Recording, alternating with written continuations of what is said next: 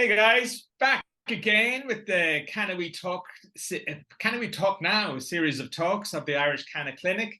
And this is a bit of a follow-up because if you're an avid viewer, and you should be subscribed to this channel, because we've had some amazing talks in the last while, and it was to be a complementary to what happened with the Citizens' Assembly. A bit of a disappointment. We're going to talk a little bit about that later, but I'm welcoming back a guy who gave us such a brilliant insight into the Portuguese model that everybody became so famous in that Citizens' Assembly, because everybody is referring to this 20-year-old model of decriminalization in Portugal.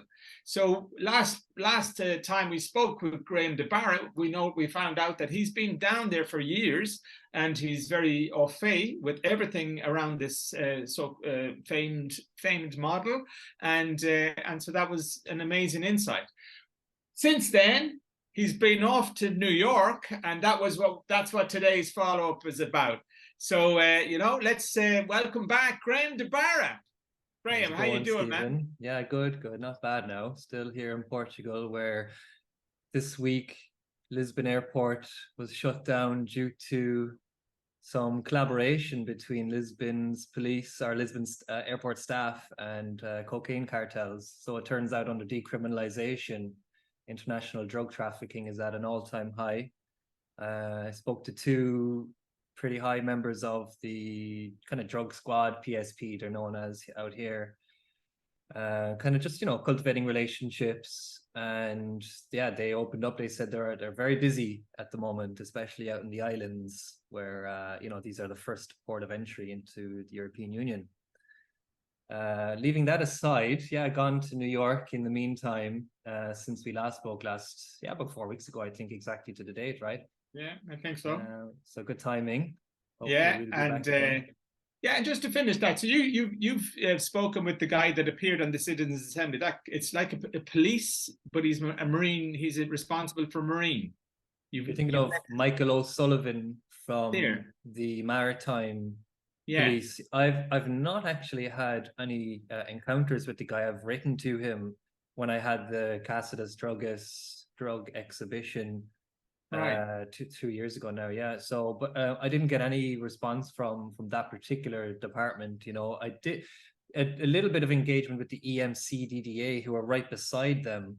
They're going through kind of a rebranding at the moment and becoming like a drugs agency, where they're kind of moving away from just gathering analysis, and now they're going to be basically a point of contact for, and like, advice for any EU member state that wants to consider legalizing any particular substance. So they'll give kind of a blueprint of how to do it, how some countries have done it, what's good and bad about that. And so it's interesting how it seems like from the top in the European Union, there is a kind of preparation there. They're not only just doing kind of reports and advice, they're also gathering a whole network of drug testing services, and they've been saying this now for a number of years. They're trying to set up a common database where real time we can find trends and share this data and stuff. I don't know where that's like at the moment, because a lot of countries are kind of blocking the data that they have. They're unwilling to kind of share it and stuff. But no, I haven't spoken to Michael O'Sullivan, who did deliver a speech at the Citizens' Assembly. It seems like a lot of the speakers were from that prohibitionist mindset, or police or law enforcement. They're not all. Well, he certainly didn't. He didn't shower himself in plaudits from most. No, he didn't win himself any favors anyway. But he's on his way out, man, in his career. I'm pretty sure he's retired. Well, I don't know. I'm not obviously au fait with what's going on our Irish TV all the time. But he turned up again, and I was hugely surprised. There was another TV show, and afterwards it had Lynn Ruan. I caught a bit of that, actually. Had a panel, and there was your man, and I was going, no way. And so he has nothing else to be doing. But they're kind of going, who's like, he's been picked up like as a talking head for this for the drugs issue, and you go, what? And well, we give a lot of, I suppose, weight to anyone who's been out in Brussels or any of these sunny countries, and we bow down, but we won't mimic what they did in terms of policy. We'll we won't do what Portugal did, we won't do what Spain is doing. But anyone who's, you know, coming from the law enforcement in Europe, oh, those guys must know a lot and they're the experts, right? I mean, he's contained mostly to, yes, his job was mostly like operating, like doing collaborations between Gardaí, say other authorities in Portugal and stuff, on just catching boatloads of cocaine and other drugs coming through from South America and stuff. So when you've dedicated a career to just dealing with drug cartels, of course your opinion is going to be fairly, you know, thinking that it's all about, you know, yeah, like police versus an enemy, like the enemy's out there and we gotta get more funding and more boats and guns and take them down. It's a vicious circle, of course, as we know. That's not effective. Maybe they take about 5% of the drug supply that comes in. And you know, and where that also came up just this week as well. And I'm certainly not a late show watcher, but I have been curious about Paddy Keelty, because I'm a comedy. I work in comedy industry for the last 20 years. And so I was curious about Paddy turning up on, Paddy was a great stand-up, you know, and I was curious about how Paddy is doing on this thing. So I tuned into a late last week's, I don't know, was it last week, whenever it was, and Nicola Tallant was on. And it kind of, because I've always been, it feels like there's a real kind of like drug porn kind of idea in Ireland, where people, you know, our media, they really love to push. They love hate. Love Hate was a hugely successful TV series. This glamorization of gangsterism, and so Nicola Tallant, the crime correspondent for is it the Mirror, or not the Mirror, the Sunday World. So she's very good, I have to say. She's a great speaker, and she's a very good crime detective and all the rest of it. But it just feels like it's the same narrative that it sells out. Newspapers, it gets clicks, and it gets advertising and revenue, right? So the more that we could just perpetuate this profiting of drugs by causing as much harm to communities by keeping it illegal, but making it so simple to solve these crimes. Look, we caught him red-handed. He had a cannabis bag, or like a bag of cannabis on him. Case closed. Right, bring him to court, process him. That's overtime for the guard in court, and the reporters there standing at the entrance, you know, getting a peek of the criminal who's you know, coming out of the courthouse. This is just not appropriate, and this health-led approach has not reduced. No matter what they're saying, oh, there's in the Citizens' Assembly, how the audacity of a Garda to stand up and say, there's no court cases involving people who are using drugs at all. Actually, we're only focusing on the large suppliers, and that's just certainly not the case. The majority, like 90%, maybe more, is just simple possession, and that's just easiest crimes to deal with, because why would you want to do hard police work when you could just get your quota done and make as many arrests as you can? It's the same with the media. They're just feeding off each other, vultures. The same narratives. And I say that respectfully, you're right. They can be good reporters, and they can be, but it's like we should be beyond the stage of putting these pictures of Kinahans on the news, you know, thinking like, oh, we're going to take them down. But no, since they've left for Dubai, there's like 20 more gangs after setting up in Ireland. So what are we doing about the current problem, not the problem from 10 years ago? Yeah. And they're also dwelling always on this kind of middle class that's feeding into it. And they're to blame. I mean, drug consumers are to blame, right? I mean, why don't we talk about the avocado consumers and coffee drinkers? Because where do you think those substances come from? Again, there's no labor rights for coffee that's produced in Africa. So do you have an ethical problem with that? Oh, we'll set up fair trade. Who set up fair trade? Henry Nestle.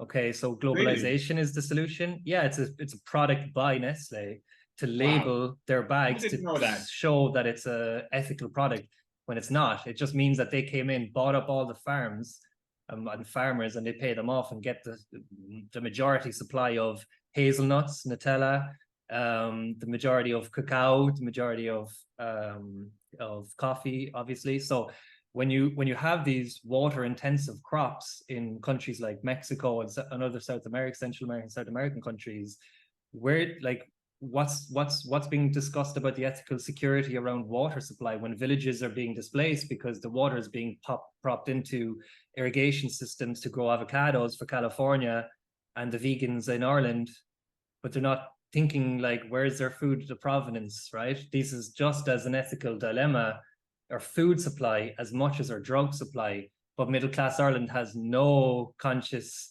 dilemma there. They just business as usual, go down to Tesco and buy your avocados in a plastic bag, and you're doing no harm. As cheap as I can get it. Yeah, that's right. Yeah, as cheap as you can get it. Yeah. Good value for who? Yeah. Yeah. Yeah, broad subjects. But here, look, let's. I'm going to flip it. Can we flip? Yeah, we were meant to talk about New York, right? Yeah, so let's flip this chat. Let's flip the chat on its head, and let's finish on New York. So because you mentioned we kind of got sucked into this citizens' assembly because we waited so long for this event, and we got sucked into it, and it was massive, and it was 200 hours of deliberations, and it was 120 speakers, and it was all the things that it was. It was heavily weighted on negatives, but also and then at the end, quite controversial. So with after 6 months, somehow the voting seemed to be, how could the voting become a controversial thing? I want your reflections, Graham. Did you I think you watched a good bit of it, or you heard it? Yeah, of course. Yeah, I mean, the good thing about it was live streamed, and there was no copyright infringement, like trying to access the RTE player. It was just open on YouTube, and that was a very nice direct democracy kind of model there. We set it up as it was a very good model, I thought, from the beginning. I remember doing a podcast with Citywide, Anna Quigley from Citywide back in 2020, featuring as well Martin Condon, campaigner from Cork. And we were really we found it very promising, despite this FFFG Green coalition, very some doubts there, but we always felt like at least there's a citizens' assembly. We'll hang on.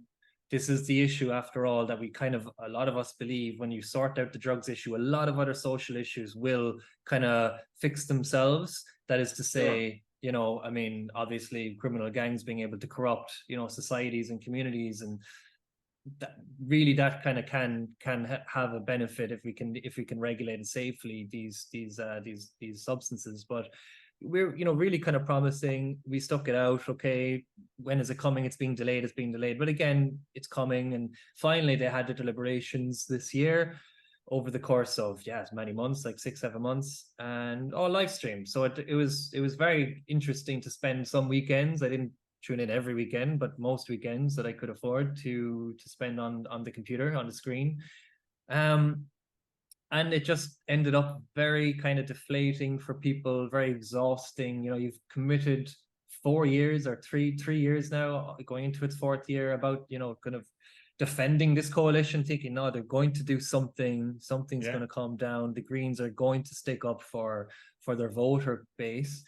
And then it's just a very unusual kind of voting mechanism that took place, whereby only 87 of the 99 members were eligible to vote at that final day, where it came down to apparently one vote, depending on how you interpret the results. In fact, Regulation won outright if you look at the first count. But then, unlike any other votes they casted that day, they decided they would introduce the PRS TV system, single transferable vote, which anyone who's voted in election, general or European or local, will know that differs from a referendum yes or no. If you give your preference 1 to 10 or however many number of candidates there are. It's lauded as one of, I mean, I remember studying politics in university and it being described as like it is one of the most democratic means of electing candidates in an election, right? Rather than the first past the post, which can be a bit unfair or cause duality. I believe in it as well. We all do. We all, to be fair, we should defend it, right? But I'm just kind of creating a straw man argument for saying I can see where they may have been coming from, having this kind of this model or whatever, but it just seemed very rushed and panicked. And on the day, on the morning, the Saturday morning, casting those initial votes, they started, do you believe in changing the model or whatever, and everybody, like 87% or more, I can't remember the exact number, was like in favor.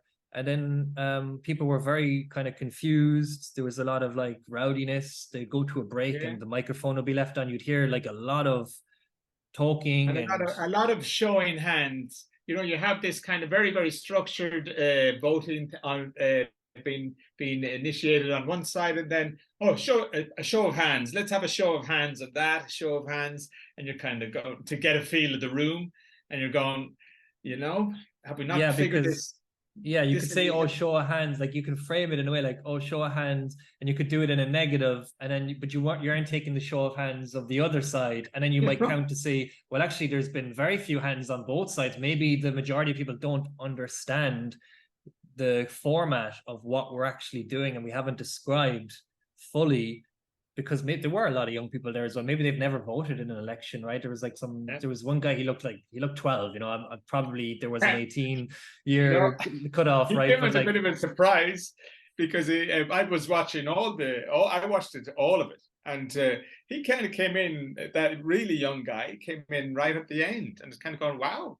I hadn't heard that voice before, right? It came, and I thought, oh, they're letting children to vote. Oh, sure, that's great. And no, probably he was 18, right, or 16 at least. Of course. But, and of course, he's there for a very valid reason and all the rest, and not undermining anything of that. And again, that's a good reflection on, they picked good balance of young, not so young, but he probably never voted in an election. So does he understand the PRS TV system described to him in 10 minutes in a show of hands of, you know, go on there and vote, and there wasn't many put up their hands. That's the point. And there was one lady who was quite outspoken, and she said, "Here, look, we're not understanding this." And plus, there's quite a few foreigners in that. That's a good point, actually, Stephen. Yeah, which again, it's a great show of diversity and diverse opinions that were introduced to that. I'd heard Eastern European. I think there was some Asian people as well, and it was really interesting. Very vocal. Yeah, very vocal, and although people, you know, I thought maybe at times they were a bit dismissive towards her opinions and stuff, but again, that's fine. I guess it's a difficult thing to chair any sort of fora that involves even though it's only 99 people, like that's quite a difficult thing to do in the time that you have it. And it kept coming back to, well, the program, the terms of reference there, the program was already decided by Dáil Éireann. Paul Reid has no power to change that sort of structure. And what people were mostly kind of, I think, complained about at the end was, why are we always only focused on illicit drugs? What about alcohol policy?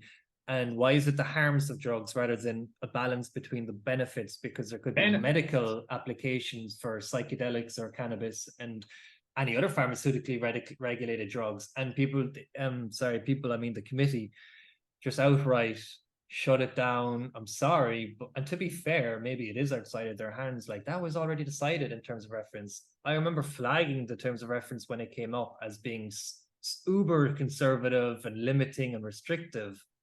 So I wouldn't place all blame on Mr. Reid or the committee of civil servants who put this whole show together. I have one very profound criticism of Mr. Reid, where he did interject many times over the period, and with a very curious interjection that he knows how you get things done. And so that's his experience, right? That's who he was relying on. Of being in committees and being and that's true. He has all that experience, but I didn't think he needed to on his interjections. If you could almost look back to them and create a meme of them, he interjected many times saying, "Guys, don't do it like this. This is how, because it won't fly." And that's him interjecting with his experience. And you'd wonder, that's not impartial. Again, it seems that the country is held hostage by these civil servants. They're really the people in charge. They've spent 30, 40 years, a lot longer than a 4-year term for any politician. Sure. How Ireland operates. Not the way the people want to vote or how they want to, all out legalization. No, we won't call it that. Decriminalization, we'll remove that term and we'll call it something else. To appease who? Like, people want an honest vote. And it seemed like putting it under the status quo, health diversion, comprehensive health-led tolerance, or legalization, those 5 options, why not just call tolerance decriminalization? Why do you have to now, all of a sudden, after a decade of campaigning around decriminalization with Dr. João Goulão coming over, at the Ireland Drug Conference, and Éanna Riordan, etc. And now all of a sudden, no, we're just going to call it tolerance, which wasn't clear to me or anyone who's... completely new terminology as well. Introducing, new vernacular at the death, it seems like, you're going, it should have been a little bit easier for the 99 people. And like you said, how does 99 become 87? It doesn't seem to be any real explanation. We can speculate. Like, I've heard some, again, I can't verify, so I don't know if it's even worth repeating. Yeah, I know, but it has to, that information must be somewhere, and it because it felt very strange, and it felt like, my God, it felt like, is it over 7 months we can't organize a kind of voting at the end for 87 people? It just felt like, God, Ireland writes reports, that's what we do, but we can't organize anything. That's how Ireland strikes me these days, and that comes, like you say, it comes from, but I absolutely believe what you're saying, that the civil service is running Ireland, and there are some players that are kind of hidden to most of the electorate who don't know them, and they're quite faceless, I think. And like, they put their face to this, all smiles when the press on the press release afterwards, like the deputy to Paul Reid. I felt that guy was definitely the guy in charge, right? Paul Reid was really just a kind of puppet.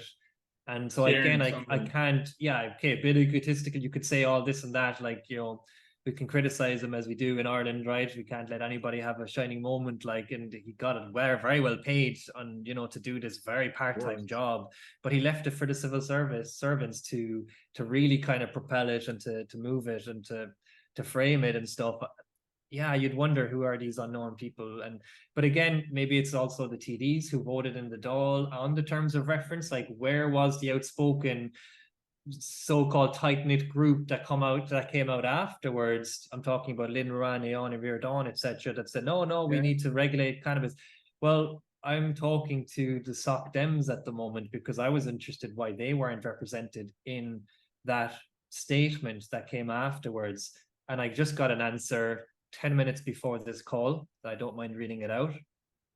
Hi, Graham. I followed up on this issue with HQ. Here's the party's position. The Soc Dems believe that, in line with international best practice, a policy of decriminalization should be pursued in respect of the possession of drugs for personal consumption. It looks like they weren't asked to join the cross-party statement, or someone dropped the ball. Also, there was no Sinn Féin represented in that. I also reached out to a very active member of Sinn Féin, no names, but it seems like they believe that Sinn Féin are the most progressive on this of all parties. I wouldn't have had that position until I asked that person. Like, I thought they were very way behind, and they may not have wanted to be involved in the cross-party statement. But again, it may come about that tight-knit group are just self-preserving themselves to be the heroes to come in after the fire and, we'll put out the fire. But it's like, you didn't raise any of these concerns on the terms of reference the day you were voting for this. I'm not saying these are all TDs, right? There's some senators in there as well and stuff, so maybe they wouldn't have had, but they have contacts with the media, they have influence there within. And it just seems they came at the end, and they're having these interviews and shows and stuff. Oh, vote for us, we'll make sure that the Citizens Assembly wishes are going to be put into action at the next term, and it's like, I'm sick of this, man. I can't support these people anymore. Like, anybody, really, to be quite honest. I think a lot of people are to blame here, including the so-called drug policy heroes that we have. And I like talking to them. They say the right things and they really push the buttons, but it just seems like a little bit too late, too little too late, right? Coming out and saying, oh, we're a cross-party statement. There's like very few parties actually on that statement. Like, to 4 main parties, Sinn Féin 1, Soc Dems 4, and then the FFFG somewhere in the middle. Only how many of those were actually represented in that cross-party statement? It just seems like a kind of bunch of people that want to make some noise because they're losing relevance. And we're going into another electioneering campaign. I mean, that's very real now, because the polls are out in Sinn Féin. Everything's becoming real, and we're totally in another cycle. And so, like you say, that's, I think, that's so depressing, about this failure, because I see it as a failure of this. There is no real change to the status quo. You can still be criminalized for small amounts of cannabis. Nothing has changed. The very first vote was, we want to change the status quo. That was unanimous, and yet at the end of the day, we end up practically with the same thing. So you can only view the thing as a massive failure. It's massively disappointing for people who are like yourself and myself and Martin and everybody who have been activists for years. And we're not activated. It's not like we see there's anything sinister kind of happening or anything. But there wasn't no patience involved. Did you notice that?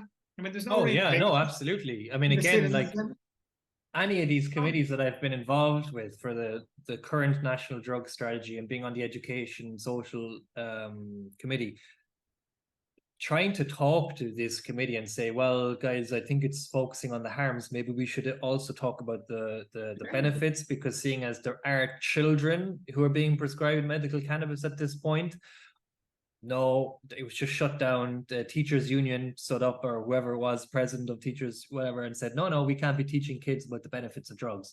I'm sorry, but the benefits of drugs, like if you're prescribed medicine, that's a benefit. Like if it's the difference of you getting to school or not, that's a benefit. Calpol is a drug, right? Like your food, your fruit and veg are technically by demonstrating a benefit, you can only effectively demonstrate the harm. You need a reference. Yeah, you have a reference, and you juxtapose one against the other. I think that was one of the most beyond the voting and all that kind of thing, because that sounds like we've all got bad. Just bad. No, and we can't be anti-democratic. It's not a storm of January 6th moment in the Dáil, although some people would probably be up for taking back their country. I think that socially, though, Ireland, it's another chip in Ireland's kind of social fabric. That we are disintegrating a little bit, and you can see it. People are feeling disenfranchised. Oh, this is another absolute moment of disenfranchisement. That's what I see, and people are getting more and more polarized with different opinions and different things, and they're just continuing, and there doesn't seem to be anybody at the wheel paying attention to our social deconstruction, and we have massive issues going on in Ireland with the immigration and blah blah blah, and these issues are not being dealt with in any kind of adult way, and they're just being we move into the next election cycle, and if you have a direct provision centre in your town, the old fixing the lane for a vote is now kind of objecting to the direct provision centre in your town type of thing for a vote. And this is now what politics is becoming in Ireland. It's shocking. I think it's very socially, it's really disadvantaging people. You'd have to ask who benefits, from this polarity in society. As people are on each other's necks, that's a massive distraction as to who really we could be all united against and who are making these decisions. We're sleepwalking into very dangerous territory, potential NATO membership candidacy. What? I mean, I speak to former Portuguese military here who worked on bases in mainland Portugal. Apparently NATO have a huge underground bunker somewhere between the border of Spain and Portugal. They flash the badge and they're just let in. There's no questions. They don't know what they're doing, but apparently there's a red button anyway, and it could detonate the entire Iberian Peninsula. So this is the interests, right? If you look at, say, some of the islands in Portugal, Terceira Island is the second largest fuel base in the world after the United States. And why? Because they strategically use it for landing to bring tortured, prisoners of war back to Guantanamo Bay, and Shannon Airport has been used for that. Again, this is like, why isn't that like an election issue? But again, I'm just imposing my anti-war position. Not everybody on this conversation maybe agree with me or not. It doesn't really matter. The point is, again, it's like there seems to be very little empowerment or power for people to kind of have that voice, and it just seems like, again, decisions are being made without consent or any sort of democratic unity from the electorate. So it's kind of dangerous territory. It's very unpleasant. But again, I wouldn't say like I'm affected. Like I don't live in Ireland, so you know, I'm kind of like indifferent. Like I feel like I can only point out things that I feel are good and bad, and I can advise, and I don't mind going on committees and talking to different parties and independents and trying to form and craft drug policies, as I had with the original medical cannabis bill, and helped write that with people before profit. You know, I don't do anything with people. I'm not affiliated with them. Likewise, I'm not affiliated with Sinn Féin or Soc Dems, but I'd have no problem when we tabled at this 2016 Sinn Féin Ordesh, and there was a motion on medical cannabis that was proposed on that Ordesh. Likewise, just an Ordesh coming up this weekend in Athlone, and I'm not going to be there, but I know some people there that are pushing motions to get through there. That will, you know, be just interesting, because that's all we can really do. Like the power is like out of our hands. Like it's the next government that's going to be the ones who are going to push this, and we just for another 5 years. What's the term in Ireland of a government? It's every 5 years. So you get in, you're there for 5 years. Is that the situation? Yeah, it's like a general 4, and then locals 5 or something like that, right? And then you have Europeans as well. So yeah, like 4 or 5 years. Is it enough time to really affect change again with these civil servants, kind of really the guys in charge? But we can only keep going, man. You know, I feel that people shouldn't become too burnt out about this one, right? If you set yourself up thinking, oh, they're going to make massive change and legalize all the drugs at the Citizens Assembly, probably bring your expectations down a bit. Like we know through history, Ireland isn't going to make like radical decisions overnight. Even in a place like New York, where I was recently, there are a lot of difficulties with legalization since it's happened. You know, farmers are sitting on approximately $6 billion worth of cannabis, and they didn't give out enough licenses for stores to distribute them at retail. So it's like, and you've introduced yourself on the new. That's a nice segue, isn't it, Stephen? Segue. No, but that's exactly where we need to go, man. Yeah. So that's that whole Citizens Assembly thing. It's done. Yeah, and it's done. Look, we can only hope that there's at least more people on the next election that have watched that and understand there is a voice that wants change. So it's up to the activists to just campaign the parties and independents when they're knocking at your door. Make sure that the number one election issue is drug policy, whatever drug that is, cannabis or legalizing all drugs or decriminalizing, whatever position. We need some change. There has to be change. At least, yeah. Let's leave it at that. And an example of a possible change is legalization, and it's happening. Like I received a thing the other day on the amount of a chronological kind of info map of how the states have gone in America, state by state, and the taxes that they are gaining from after post legalization, and all of that breakdown. And so we're kind of, because all the information, we're now years, like all the time, the information and the results of legalization and all the different types of regulation in all these different states. We now know what's happening. So New York, I mean, Ireland has got such a relationship with New York. Yeah. It's not all about Donald Trump. No, I mean, Hell's Kitchen is where I did the interview of the first growers showcase in Manhattan, which obviously is a very historically Irish part of Manhattan, right? It's also like the food capital, so it's like a very nice part. If anybody ever gets to go there, check out the grower showcase, Hell's Kitchen Cannabis Collective. So they opened their doors the day I was there, right? I just like kind of went onto the New York website. It's like a government, like kind of whatever it is, like nyccannabis.gov or something like this. And there they have it. They lay out all the legal stores and all the legal farmers markets that are coming up. So I just found one. It was that day and that morning. So I said, oh, I'll tag along to this.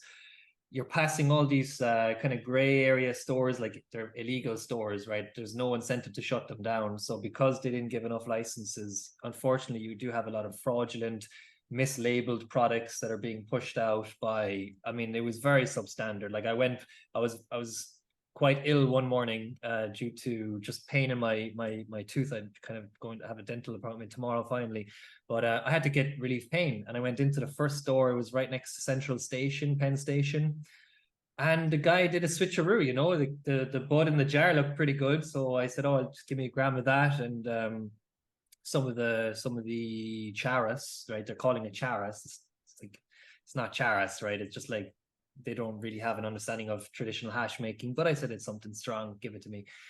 And then he goes into the back and he gives me a bag. And it's not till I get back to the hotel room I realize I open it. I was like, that is some terrible, terrible cannabis. I am not consuming this.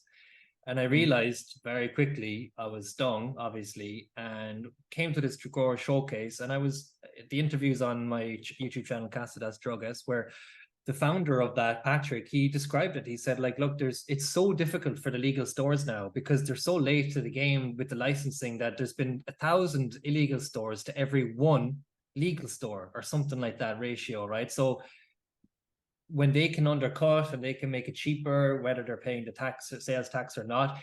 Another thing I discovered going into one late night, and I was able to consume there and talk to a local guy.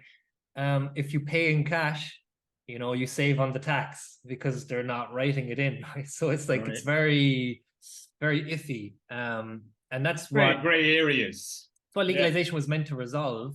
Oh, yeah. But finally, I think basically they had put into the law about this social equity program, which I think first emerged in Massachusetts a number of years ago. Again, it's a great idea that the most disenfranchised or criminalized sector of the population will get the first licenses before the corporations, right, or the big grow houses can set up the retail shops and monopolize the market. Seems like a great idea. I'm all for it, but the execution of it just kind of fell a bit short. So they gave it to, I think it was a veteran or someone got the first license anyway. And then there was another court case put forward to say that's actually unconstitutional. It's discrimination by giving one sector of the population, even though they're the most vulnerable, right? They're using this discrimination against it. And it put the whole thing on hold for like 6 months. So while they were determining the outcome of the court case, they weren't issuing any more licenses. Then they sped track it. They were not meant to give corporations, mega corporations, any licenses until next year. Then just like while I was out there, when I came back like last month, they decided they'll accelerate it. Okay, we'll open the floodgates. We'll allow all applications to come through now. They're going to accept like a couple hundred probably in the next number of weeks. Okay, so look, there'll be more legal stores. It was interesting anyway, talking to Patrick from the Hell's Kitchen Cannabis Collective on what those guys were doing. So you don't just have retail, you also have these markets that they can set up. These markets have a different license where they can do events. So it's still restrictive, like you can't consume on site. And I think that's the biggest travesty with legalization. If you don't have appropriate consumption lounges, where are you supposed to smoke, right? So a lot of people, again, speaking to locals, they're concerned about their children and people growing up and stuff about public drug use. They're really thinking there should be a place for people to consume, even including and they consume it themselves, but they just don't believe it should be so out in the open. I'm saying like, you can buy there, but you can't consume on that premises. No, not legally, but some do illegally. So it was nice to be able to get some places to relax and to sit down, but no, not legally. You cannot consume on site. Yeah, and that's a video worth checking out for people. Is it on your Casa das Drogas channel? Yeah, that's right. It's the most recent one there. So yeah, do check it out. It's like a 10-minute long interview. It just gives a little bit of insight anyway into, well, first of all, the quality products that are coming from the farmers, and they're able to distribute it directly to people through this growers showcase. It sounds great. Nice. It sounds like a perfect model, like straight. It's almost like seed to shelf, model. Yeah. What is a farm to table? Yeah, exactly. Yeah, it was nice. Like getting to learn the stories behind, oh, this is a family run, oh, this is a couple and they're upstate New York and they're growing this and this, and they care. That was and nice. You kind of feel like you're channeling the people who have a genuine grow for the plant and a genuine grow for the results of the plant with patients and etc. Yeah, it was nice.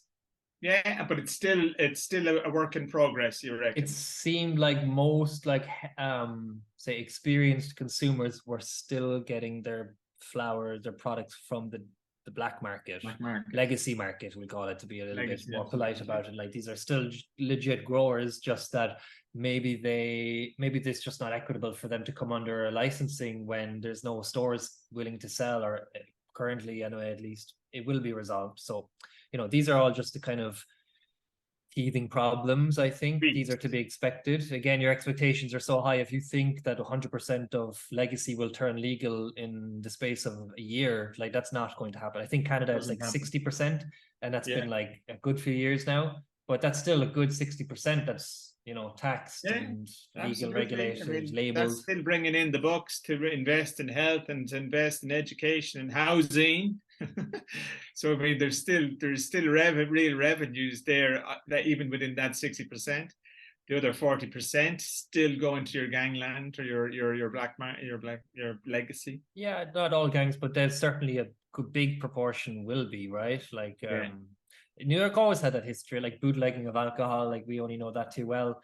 Yeah, it's kind of like the same, right? But alcohol has long been regulated and safe, and we do have, it's not speakeasies, it's just proper pubs, public houses that we go and consume it. So I think New York will very soon become that.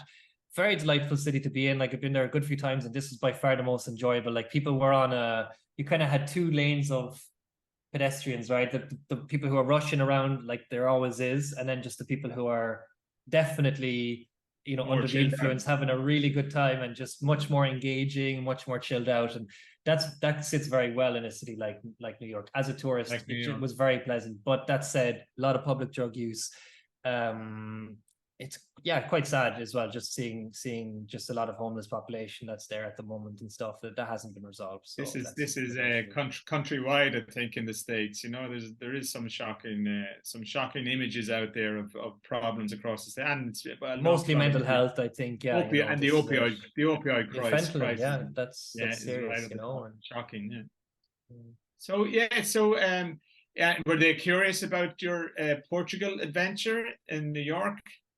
Well, talking to them, they were like, "Oh, I just want to move out there and just live on a beach." And you know, I think they kind of thought Portugal was like Spain or France, where, you know, they have nude beaches. Like, I was trying to tell them, no, it's still a very Catholic country. There's no real nude beaches in Portugal. You wouldn't really get away with doing that. Spain would be closer. I said, like, yeah, go to Spain, you have a great time there if that's what you want to do. So it just seemed like Manhattaners were just dying to kind of escape to Europe, and that's always the dream that they have. And grass is always it is a bit of a thing though at the moment. Like, but actually, I think they've rolled back on it lately, because there's a very attractive tax situation for US kind of people retiring in Portugal, and the Algarve was becoming a little bit like a Florida, and it was almost, the ambition was to kind of attract, like, the setting up tax things in Portugal to attract people to but that, I believe it's been rolled back on it a bit, you know, that whatever that tax not a loophole, but they marketed, you know, so it wasn't a hidden thing. And it's definitely been rolled back. Like, it's basically like if you invest 500,000 into anything, including a company or property. So what that ended up happening is property prices rose to hit that threshold of 500,000, even though it may not have been worth half that. And then Americans don't mind buying that because now they have a visa to all 27 member states by becoming Portuguese. And they've rolled it back, saying like, well, actually, we have so many people now in these more congested cities like Faro, Algarve, Lisbon, Porto. So they're like not needing any incentives anymore, because there already is enough, you know, say people or kind of money flowing currently, although it's not maybe flowing, you know, equally across like all sectors, and it's not resolved a lot of stuff. But for Americans, they seem to really take to that program. However long it'll continue to last, I don't know. So that was kind of New York. It was interesting as well. That week I was there, they just kind of rolled out the pharmacy over the counter for Narcan, Naloxone. So I could walk into what was it called? Whichever one it was, these massive pharmacies, and just buy Naloxone. So now I'm a carrier, kind of trained, whatever, in Naloxone. I have it here, I brought it back with me, and that was interesting. Like, in Ireland, that's still only by prescription. So like, imagine if and when not just fentanyl, like any kind of opioid like situation arises where someone's overdosing, like in Ireland you won't have it because mass availability, because people can't access it, and there it's over the counter, which was very cool. And some pharmacies even give it for free in certain areas. Like I didn't have the time to walk all the way up to whatever 140th Street. I was down in kind of like 30th Street where the hotel was, but apparently kind of some corners, especially like the Bronx, I think, and Queens and places like that, there are some state sponsors that actually just distribute it for free. So I paid like maybe, I don't know, way too much, like $30 for my Naloxolone kit, that just because I was personally interested. I don't think most people will be willing to pay for it. Your harm reduction hat on. You know, it was just an educational opportunity, you know, trying to just learn myself a bit about this it. This is why you're such a valuable voice to us in Ireland, you know, because we need this kind of experience and knowledge, and of the actual hands-on knowledge of visiting these places and seeing what's happening. America, like I remember the drugstores of New York.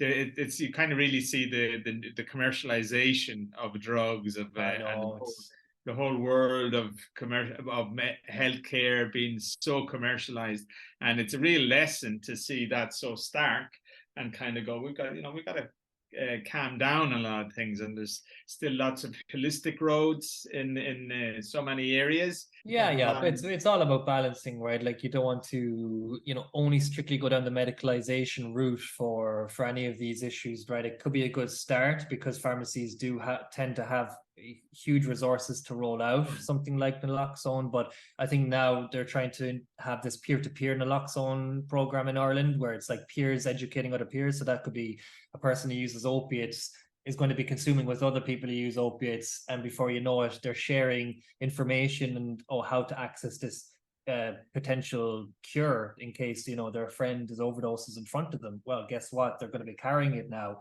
And that's really who we need to be giving this to in the masses, is the people that it affects themselves, and not just the $30 people who can afford it. It's like, no, people who can't afford it should be getting it first, and directly saving lives. So I want to wrap it up a little bit now. Let's get back to your day. Thanks again. You're always an enlightening talk. I mean, have you any kind of wrap ups yourself for our future world and harm reduction in Ireland and all those issues that you know so well? I think that the big issue in Ireland right now trending is the medical cannabis clinics. I'd be very interested to see what that is all about. It seems to me to be fake news. Yesterday they celebrated Mike Roberts in the UK as the first patient to receive his medicine under the NHS program.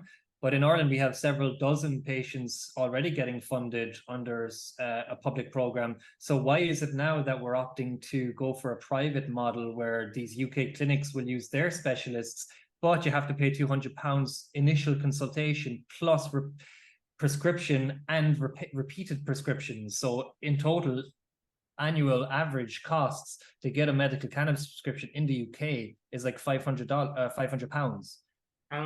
We're in Spain. How much is it for your membership for a club?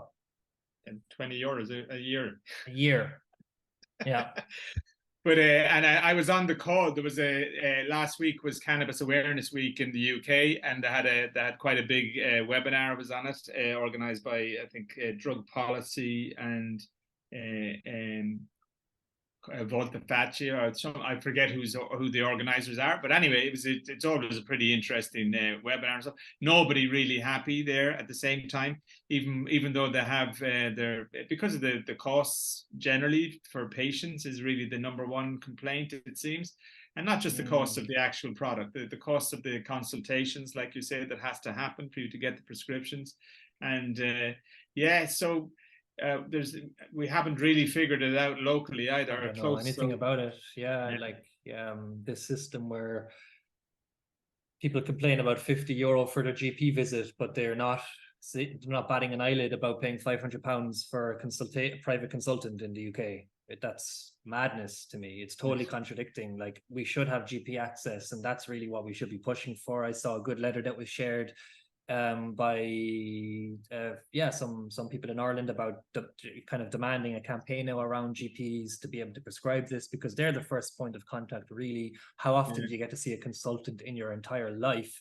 Never mind in the space of a year. They don't want to see you for another year anyway. So it's like you're not going to see them. My consultant, it's like and I haven't seen him in years. And but every time I see it, if I do have that meeting, it'll be see you in a year minimum. Year, like yeah, you know. And so it's like, and for most people, it's much more than that. So it's 2 years.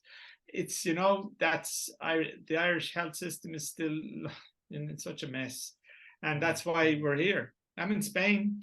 We're like still Irish medical refugees, and that's a fact, you know. And they're not comparable here. And I kind of when I did that last course that I did, the Catalan, which has the competence within the Spanish health system, which is one of the best health systems recognized, but the Catalan, which has the same Catalonia, which has the same demographics as Ireland, you know, the Irish HSE costs 21 billion. I don't know what it is, 21 to 23 billion, somewhere around that.